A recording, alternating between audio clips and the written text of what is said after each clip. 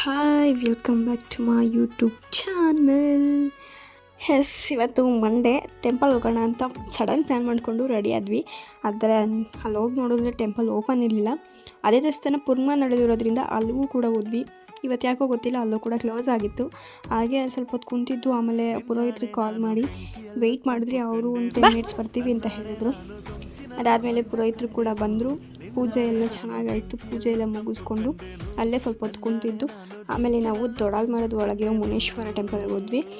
ಅದು ನಮ್ಗೆ ಅಷ್ಟೇ ಸ್ಪೆಷಲ್ ಅನಿಸಲ್ಲ ದೊಡ್ಡಮರ, ಬಿಕಾಸ್ ನಾವು ದಿನ ಅದೇ ರೂಟಲ್ಲಿ ಸುತ್ತಾಕೊಂಡು ಹೋಗೋದ್ರಿಂದ ನಮಗೆ ಅದೇನು ವಾವ್ ಅನ್ನೋ ಥರ ಅಲ್ಲ.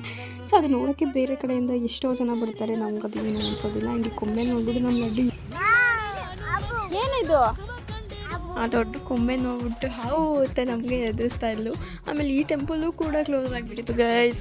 ಪಕ್ಕದಲ್ಲೇ ಇರೋದ್ರಿಂದ ಕಾಲ್ ಮಾಡಿಬಿಟ್ಟು ಕರ್ಸ್ಕೊಂಡ್ವಿ. ಪೂಜೆ ಎಲ್ಲ ಮುಗಿಸ್ಕೊಂಡು ಹೊರಗಡೆ ಬಂದು ಫ್ರೂಟ್ ಸಲಾಡು ಚಾಟ್ಸ್ನೆಲ್ಲ ತಿನ್ಕೊಂಡು ಮನೆಗೆ ಹೋದ್ವಿ. ಮನೆಗೆ ಹೋಗ್ಬಿಟ್ಟು ಚೆನ್ನಾಗಿ ಒಂದು 2 ನಿದ್ದೆ ಮಾಡಿದ್ವಿ.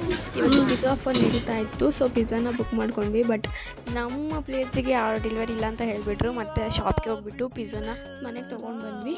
ಮನೆಗೆ ತೊಗೊಂಡ್ಬಂದ್ಬಿಟ್ಟು ತಿಂದು ಈ ಡೇನ ಏನು ಮಾಡಿದ್ವಿ guys. Thank you for watching. Bye bye.